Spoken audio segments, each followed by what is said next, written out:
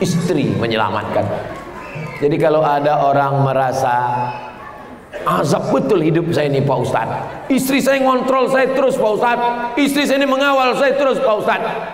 Kalau kau merasa teraniaya, terazab di dunia, insya Allah di akhirat dikubur kau nanti tidak kena azab kubur. Karena pas mau diazab malaikat, kata malaikat satu lagi, ini tak usah diazab, udah azab kali deh.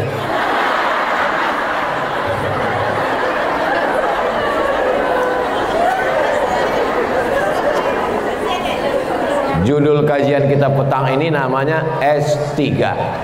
Yang pertama sabar, yang kedua sayang, yang ketiga sosial. Dia seperti pisau bermata dua. Pakai sabar ke bawah mendidik anak, hebat. Tapi kalau sabar ke mall, sabar ke pasar. Sayang ke anak, sayang ke suami, bagus. Tapi kalau sampai sayang salah alamat, dunia akan kiamat. Sosial, bersosial untuk menjaga suami, bersosial untuk menjaga anak, selamat rumah tangga. Tapi kalau sosialita, sosial yang tidak sesuai aturan agama, maka kiamat sudah dekat. Mudah-mudahan ada manfaatnya. Jangan kemana-mana, kita lanjutkan setelah yang satu ini. Salatullah, salamullah ala taha rasulillah.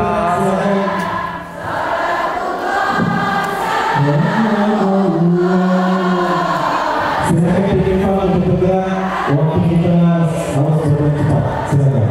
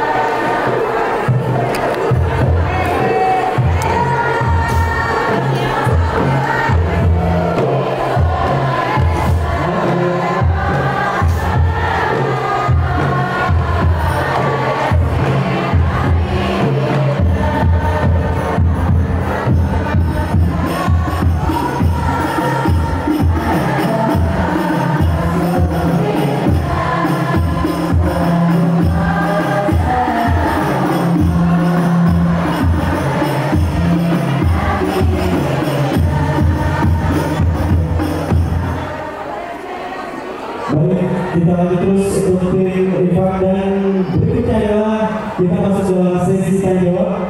Panitia mempersiapkan mic satu dari Pembentuk Sasawa. Katakan siapa di sesi udah, oke. Tanggungan yang membantu. Ya, terima kasih. Dibantu Mas. Yang melarang perempuan bekerja, tapi bekerja dengan syarat dan ketentuan berlaku. Kalau waktu sudah habis dari jam 8 pagi sampai jam 4 sore, pulang ke rumah, matikan handphone. Kasihlah sisa-sisa kasih sayang tadi untuk suami dan anak. Quality time. Saya hari Kamis, hari Jumat, hari Sabtu, hari Ahad di Kepulauan Riau. Nanti hari Senin, hari Selasa, hari Rabu, hari Kamis di rumah. Saya ini macam kain penutup mayat. Ditarik ke kepala, terbuka kaki. Ditarik ke kaki, terbuka kepala. Maka menutupi kekurangan saya yang hari Kamis, Jumat, Sabtu ini, maka saya mesti menggendong anak saya, mengantar istri saya. Oh, jadi Ustaz ngantar ke pasar? Iya. Jadi yang Ustaz ceritakan tadi nunggu di parkir itu, saya masuk juga di situ. Saya pakai topi, saya pakai masker, saya pakai kacamata hitam, saya gendong anak saya, ikut saya belanja ke pasar. Penjual ikan sama penjual sayur tuh nengok, Ustaz Somad ya? Tidak, saya bilang. Untuk menutupi kekurangan. Apa mana? Quality time. Hari ini Ustaz, pesawat kita nanti jam 12. Pagi tadi masih sempat saya antar istri saya kuliah. Saya antar, habis itu saya pulang, habis itu saya jemput lagi. Bisa dia pergi sendiri, bisa dia nyetir sendiri. Untuk apa itu?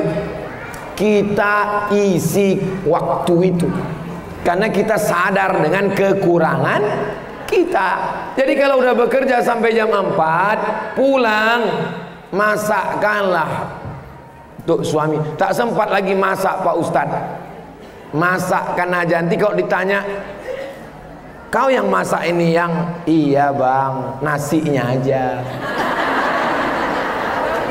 Itu pun mencentekkannya aja tadi. Yang mencuci berasnya sama ada si mbak tuh tadi. Gulai apa namanya? Ini namanya gulai tunjuk bang.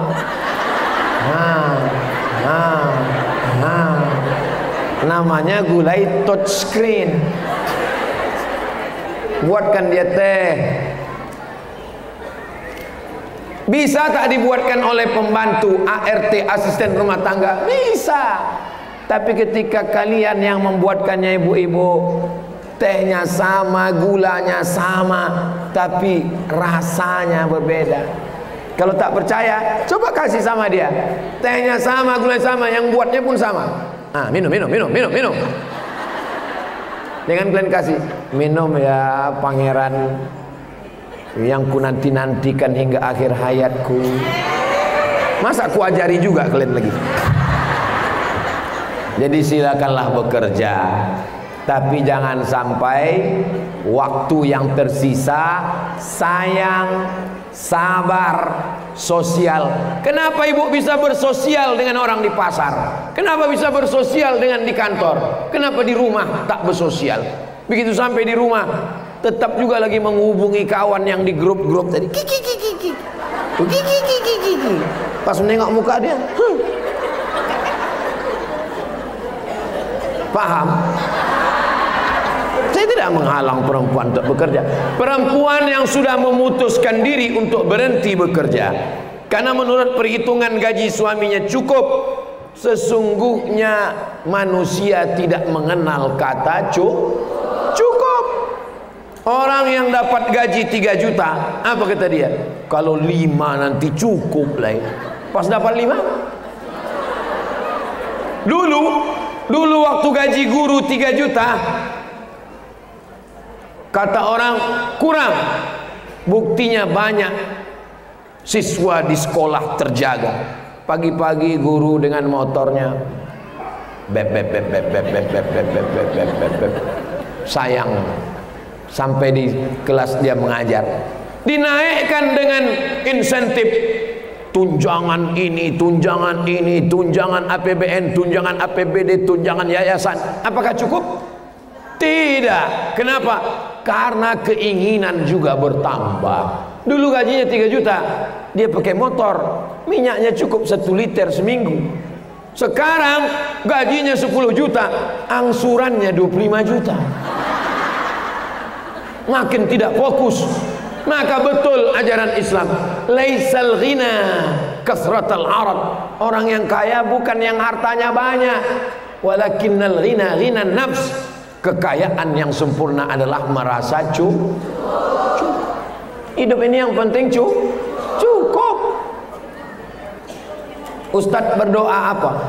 Saya tak pernah berdoa minta apa-apa kepada Allah. Karena yang saya pikirkan 20 tahun yang lalu waktu kuliah, aku mesti S1, aku mesti S2, aku mesti S3. Habis itu ku bawa ijazah S1, S2, S3 ku ini ke Kuala Lumpur, ke Brunei Darussalam. Aku mau jadi dosen. Kalau aku dapat duit, aku mau membahagiakan emakku. Cukup. Bahwa sekarang lebih daripada yang diminta.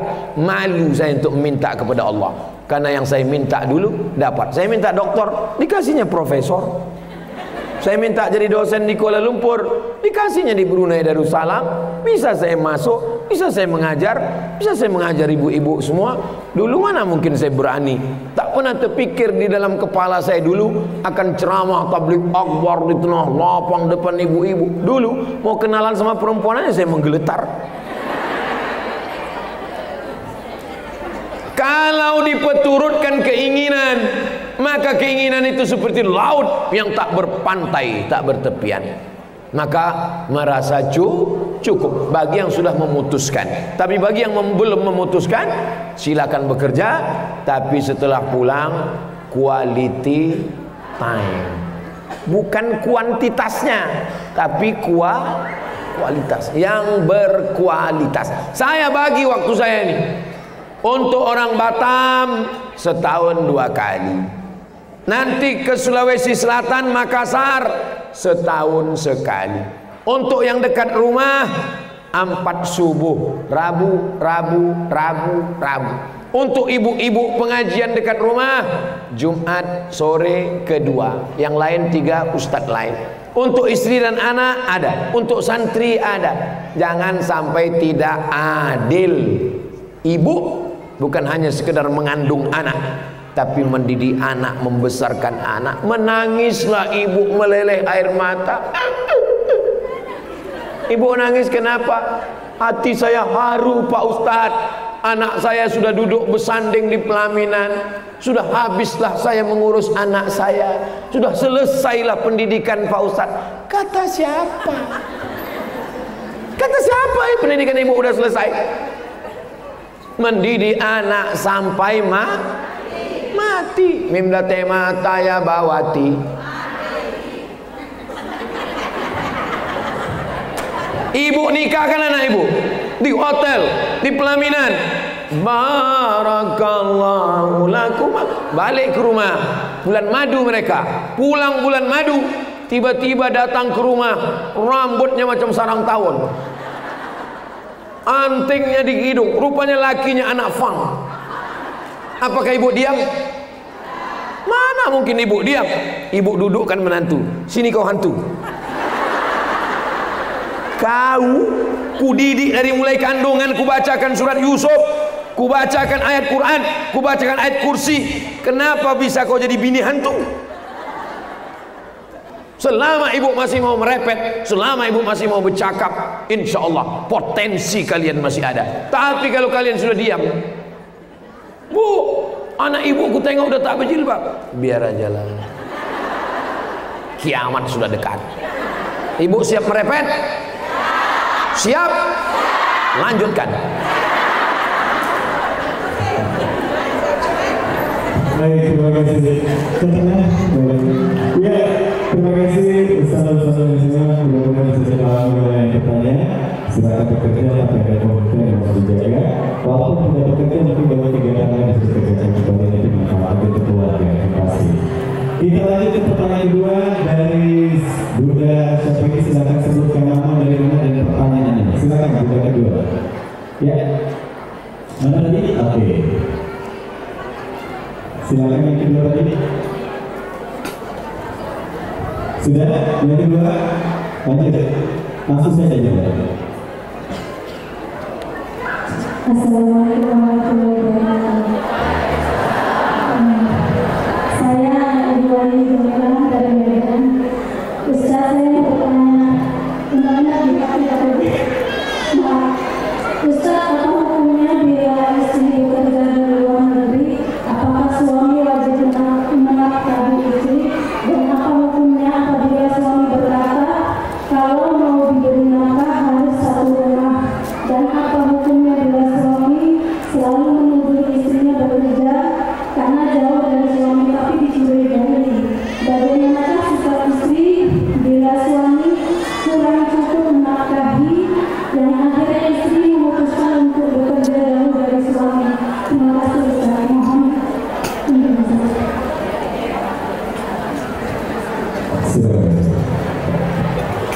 Kalau istri bekerja di luar negeri, berarti dia berjumpa suaminya berapa hari sekali? 2 tahun. Bininya berapa? 1. Itulah banyak kejadian ditransfer duit, rupanya dibangunkannya ke perempuan lain. Itu tak bisa disalahkan.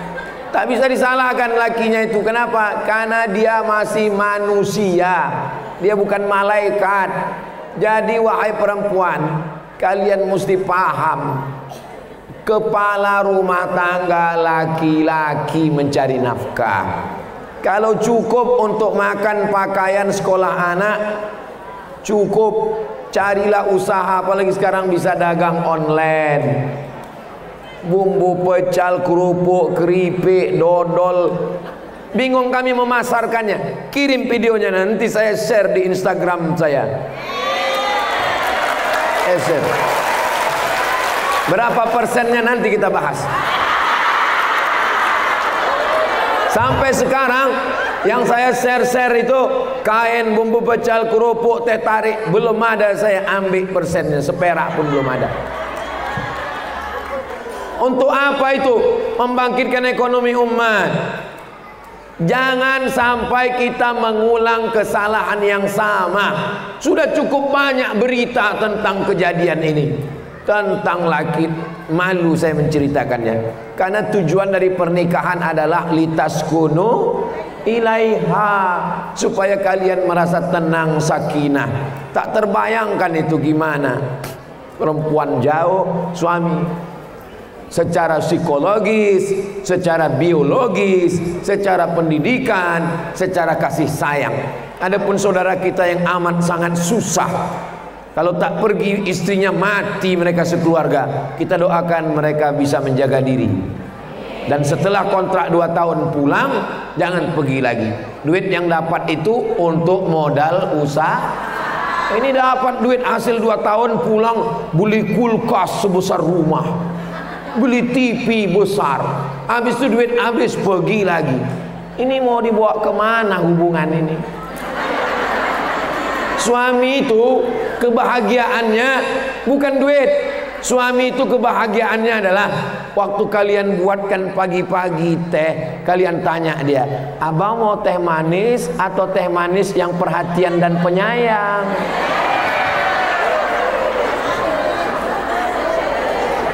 Mudah-mudahan keluarga kita semuanya sakinah mawaddah. Wallahu a'lam bishawab. Baik, satu pertanyaan sampai dulu ya. Yang satu dulu, dari satu ke satu. Baik, silakan yang berikutnya dari satu dulu. Sebenarnya sambil dulu juga, karena waktu kita sebentar lagi akan maghrib, mungkin terakhir nanti jawaban terakhir ya, dari jawaban satu. Saudara kita dari jawaban. Dan satu lagi, betul ada Ustaz tadi ketika UMKM muncul, ada satu sahabat kita yang di endorse sama Ustaz. Satu Pak Yusuf itu kemarin dalam kerupuk biasanya cuma 200 kilo, sekarang Ustaz di endorse kan 2 ton dulu ya. 2 ton sebulan. 2 ton sebulan itu kan Ustaz tadi 200 kilo, sekarang 2 ton sebulan. Lanjut pertanyaan berikutnya. Assalamualaikum warahmatullahi wabarakatuh. Nama saya Dewi dari Greenway. Saya tanya, apakah pendidikan istri itu lebih tinggi dari suami? Sebetulnya dari sebelum menikah atau kalau istri itu akan melanjutkan pendidikan lagi gitu ya. Nah kemudian ternyata masalah itu terjadi ketika mertua tidak menyetujui atau menganggap istri S1, S2, S3 itu nggak penting gitu kan.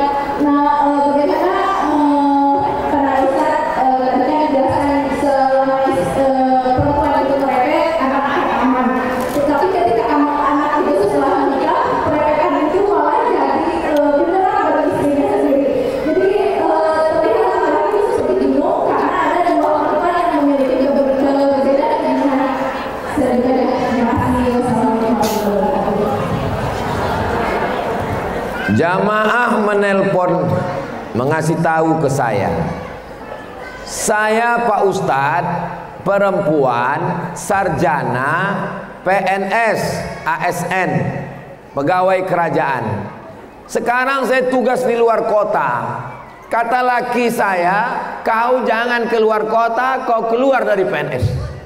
Kata emak saya, kau jangan keluar PNS karena aku yang menyekolahkan kau. Sekarang bagaimana sikap saya Pak Ustadz? Terus saya tanya, kalian belum nikah dulu ada ta'aruf? Ada. Tak kalian bahas masalah ini? Tidak.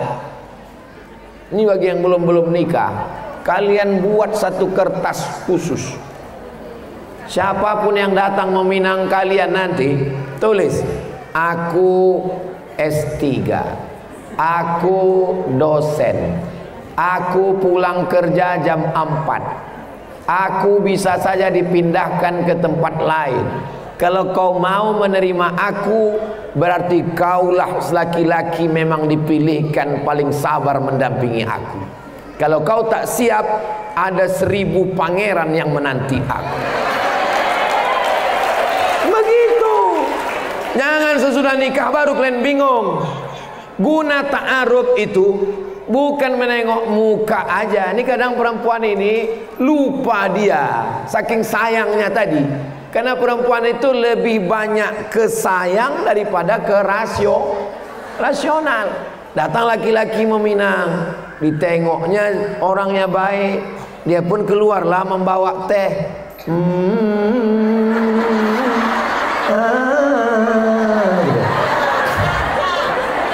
Lupa dia S3, lupa dia. Mesti kalian bilang, aku ni perempuan cerdas, aku ni S3, sedangkan kau S1. Nanti kau pede tak jalan sama aku. Itulah guna ta'aruf itu.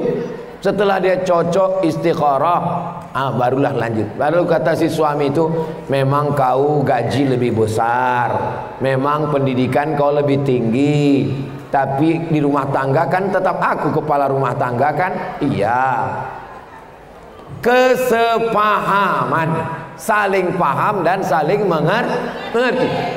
Tidak ada. Tapi dalam mazhab Syafi'i ada namanya kufu selevel, itu untuk menjaga, tapi bukan bagian itu ijtihad ulama. Yang penting kalau sama-sama paham, maka insya Allah. Banyak teman saya istrinya S3, suami S1, ada hidup sampai sekarang. Tak perlulah saya sebutkan nama orangnya, kawan saya, sahabat saya. Istri PNS, suami tidak, ada. Istri S3, suami S1, ada. Mereka, tapi mentang-mentang, janganlah pula klaim bilang setiap kenalan sama orang, kenalkan saya dokter, ini cuma S1 aja nih. Jagalah perasaan dia. Pintar-pintar merasa, jangan merasa. Jaga perasaan orang, jaga perasaan orang, apalagi perasaan bapak. Ibu jaga perasaan dia, hati dia. Walaupun dulu ibu di kampung tuh paling cuan,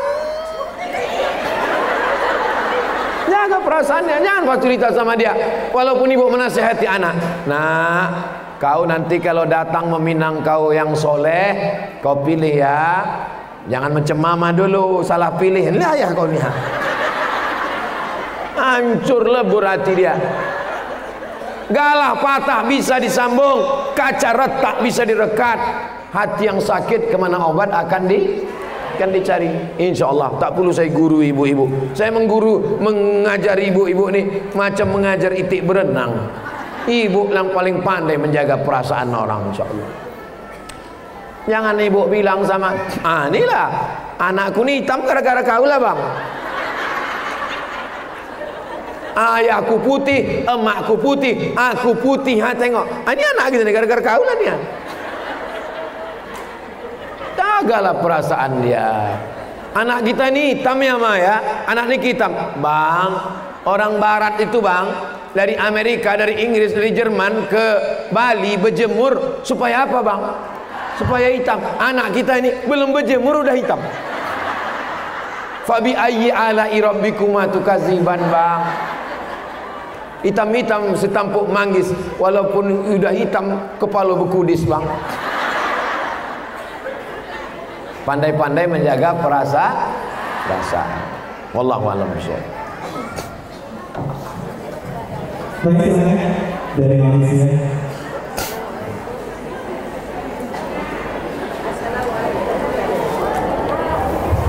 Sudah. Ya. Assalamualaikum warahmatullahi wabarakatuh. Saya Dr. Binti dari NDBI, NGO daerah Dubai, Malaysia. Saya hari ini mewakili Ibu Pak Jemaah untuk mengikuti Program Ustaz dan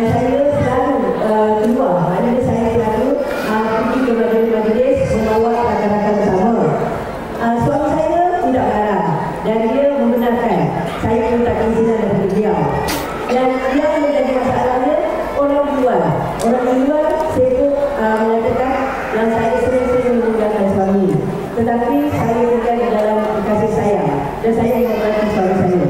Apa yang boleh sebagai diri suami dan diri saya kerana memberi orang lain lambat untuk mengatakan sesuatu kepada kami. Terima kasih.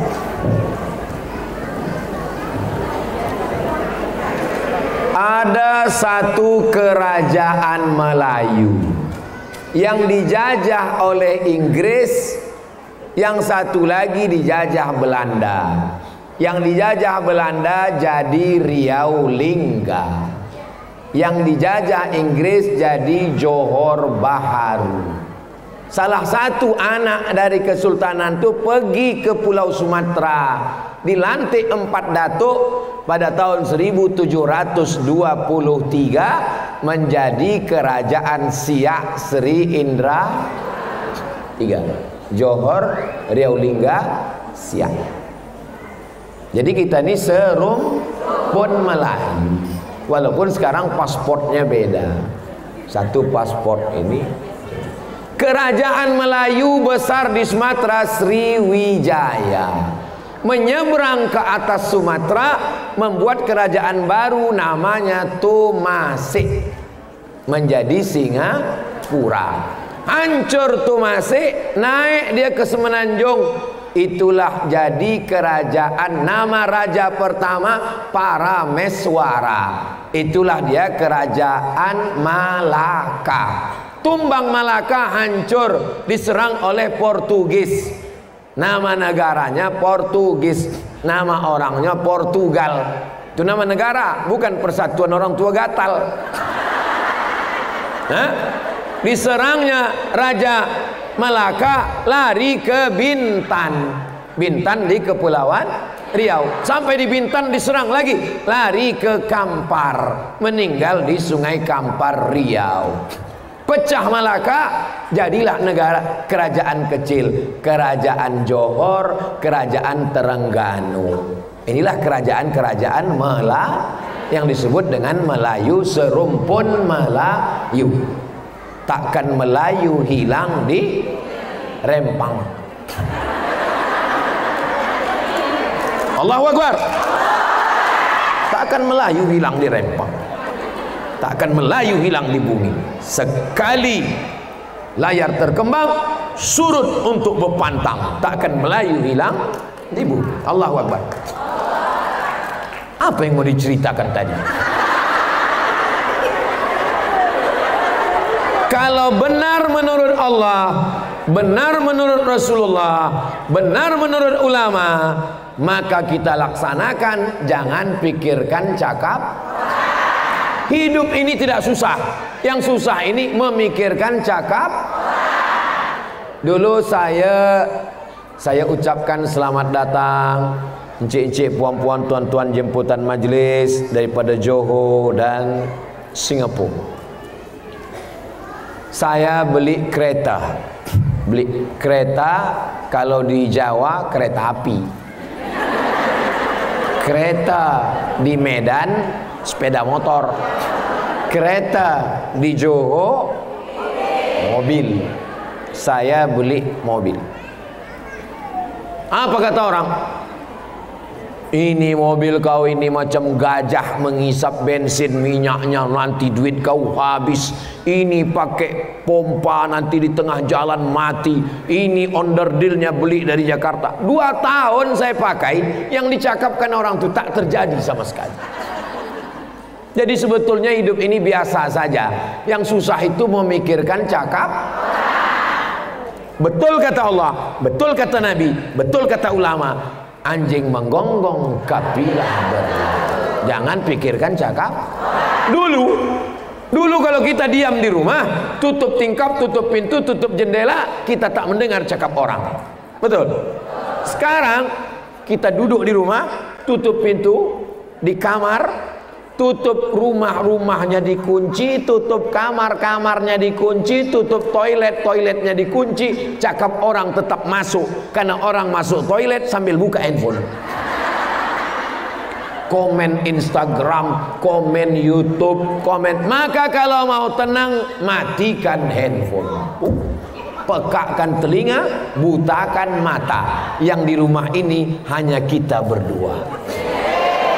Yang lain ini, yang bercakap ini bukan sekedar ceramah, ini diamalkan nanti pulang ke Puan, Makcik sudah bawa jamaah kemari, suami izin buat baik, menjaga aurat, pengajian, dapat ilmu, balik, tutup handphone, tutup pintu, tutup jendela, datang tamu, halau balik.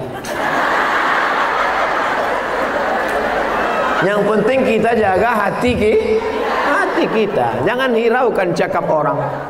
Siapa yang menyangka dia selamat dari lidah manusia, berarti dia gila. Siapa yang selamat dari lidah manusia? Apakah Nabi Muhammad selamat dari lidah manusia? Kata mereka tentang Nabi Muhammad, sahir, tukang sihir, kahin, dukun, majnun, orang gila, rajulun mashur, orang kena sihir. Nabi Muhammad aja mereka gitu kan, apalagi Ustaz Somad. Betul? Jelas? Tema kita sekarang adalah mengoptimalkan peran ibu dalam keluarga. Jadi ibu ini dia punya potensi, punya kemampuan yang tidak dimiliki oleh bapak. Kalaupun bapak punya, tapi tidak sebanyak sehebat yang dimiliki ibu. Maka kalau sifat ini dioptimalkan, maka peran dia dalam keluarga itu luar biasa. Yang pertama, sifatnya adalah sabar.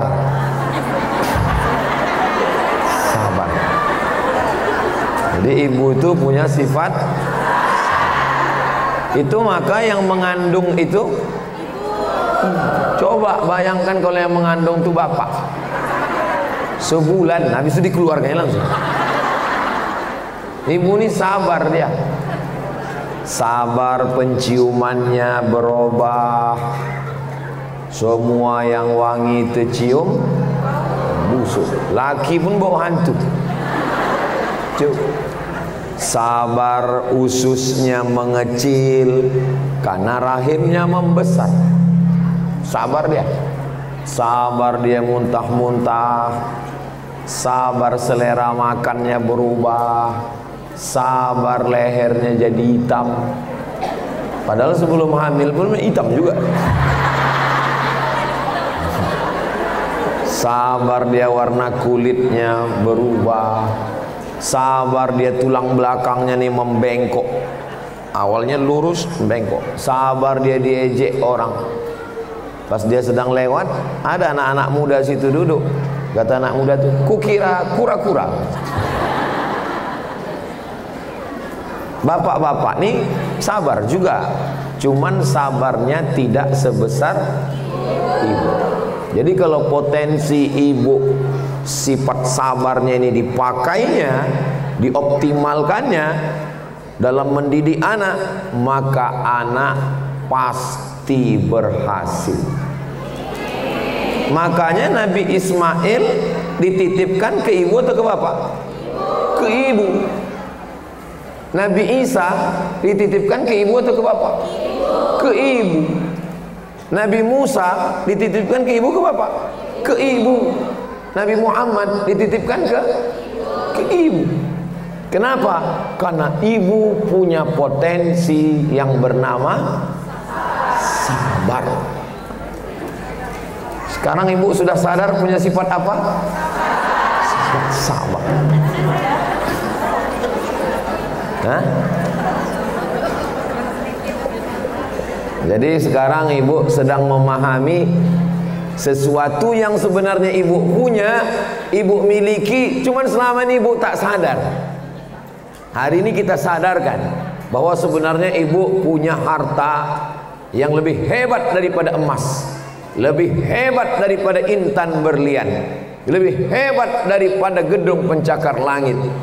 Karena yang menggambar, yang membangun itu adalah laki-laki, dan laki-laki itu dididik oleh seorang ibu yang memiliki sifat sabar.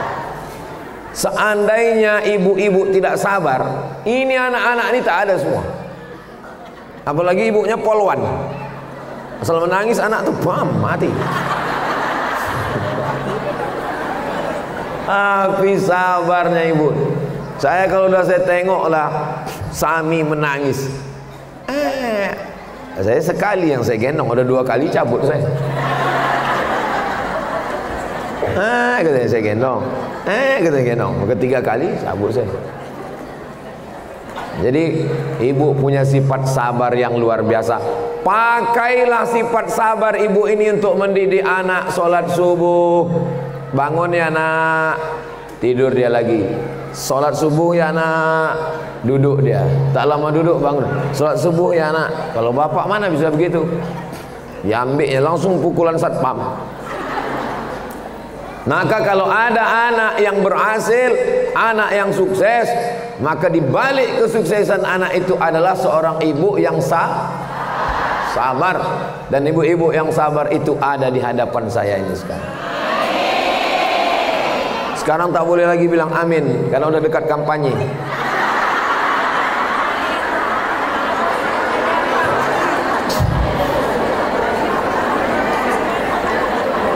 Sabar.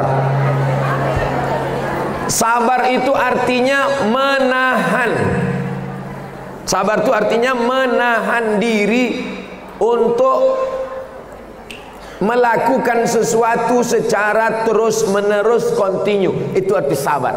Maka sabar itu punya 2 mata sisi macam pisau. Pisau ini 2 matanya, satu ke bawah, satu ke atas. Kalau sabar ibu-ibu pakai mendidik anak, bagus. Kalau sabar ibu-ibu pakai untuk menyekolahkan anak ke pesantren, bagus. Kalau sabar ibu-ibu pakai untuk menyuruh anak pakai jilbab, bagus. Tapi ini negatifnya sifat menahan tadi.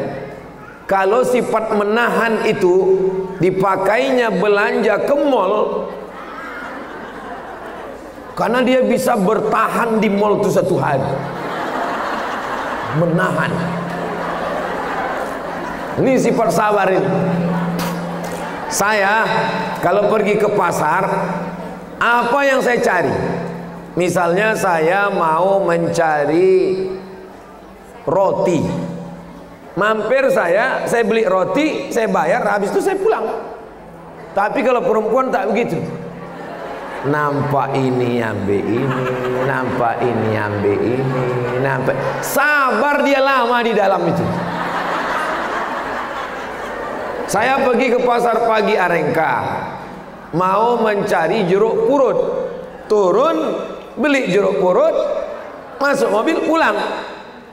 Kalau almarhumah emak saya tak gitu. Nampak tempe, ambil pula tempe. Nampak. Makanya kalau saya mengawani dia belanja, kau tak usah turun, aku aja. Karena kalau saya ikut, saya tanya, lama lagi mak? Lama lagi mak? Kau tak sabar. Jadi kesabaran perempuan ini seperti mata pisau. Sabar dia mendidik anaknya, sabar menyuruh anak bertudung.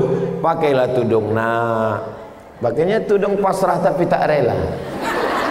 Belakang itu, gitu. Sabar dia. Pakailah baju panjang nak. Kita orang Melayu, di mana bumi dipijak, di situ langit ditunjung. Di mana jantan bertanjak, di situ perempuan bertudung. Sabar dia ngasih tahu. Tapi sabarnya ini kalau pindah dari rumah ke pasar, itu tengoklah kalau pagi hari Ahad, tengoklah di tempat parkir bapak-bapak nunggu bini belanja.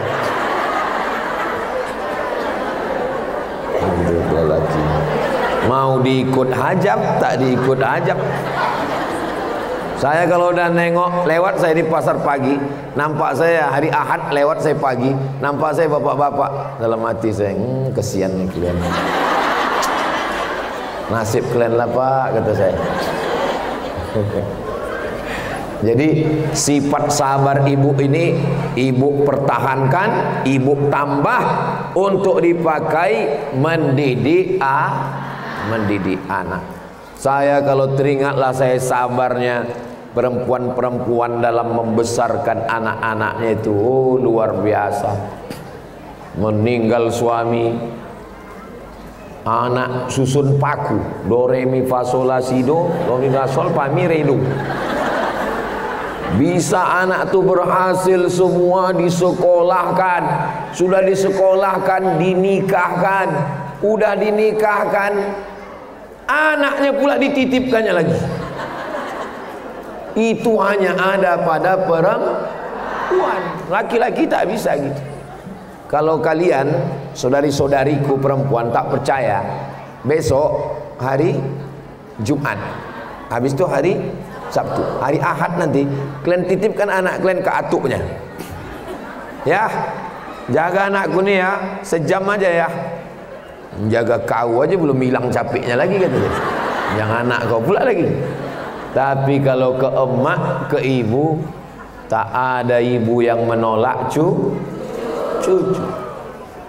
Maka sifat sabar ini tidak dimiliki laki-laki. Kalaupun dimilikinya, tingkat kesabaran yang dimiliki perempuan ini luar biasa. Makanya yang paling banyak pengajian laki-laki apa perempuan?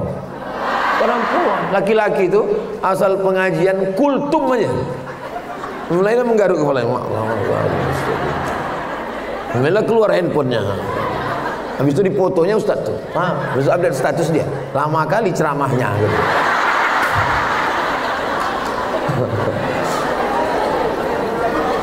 Kira-kira yang saya cakapkan ini betul apa tak betul? Ngaku semua orang. Perempuan itu memiliki kesabaran yang luar biasa. Makanya Allah itu menciptakan laki-laki dan perempuan itu saling melengkapi. Dia tengok laki-laki ini tak sabar, mudah mengamuk, mudah marah, mudah emosi. Didampingkannya dengan perempuan yang sabar. Bu, ini cerita ini. Didampingkannya dengan, makanya yang ada diciptakan Allah itu Adam dengan Hawa, bukan Adam dengan Asep. Mohon maaf maksudnya. Karena laki-laki dengan laki-laki tak bisa. Tapi memang dasar manusia laknat. Ketika ditanya, kau kan pasangan laki sama laki-laki, kenapa pula kalian nikah laki-laki sama laki-laki? Perempuan yang terjebak di tubuh laki-laki.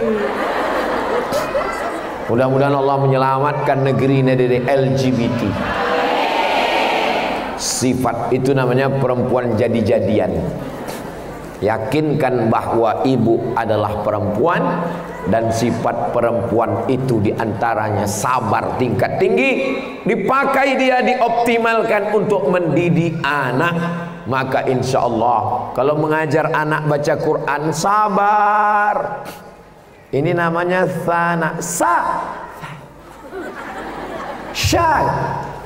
sabar. Makanya guru mengaji perempuan, guru sekolah perempuan, bekerja di kantor perempuan. Kenapa? Tingkat kesabarannya yang luar biasa. Di pesantren Ma'had Az-Zahra Ustazah Fatimah tidak ada guru laki-laki. Kemarin ada guru mendaftar laki-laki, saya bilang tidak, perempuan. Kenapa? Di antara kenapa Ustaz pilih guru perempuan, karena sabar mendidik anak-anak. Yang kedua, kalau laki-laki nanti saya cemburu.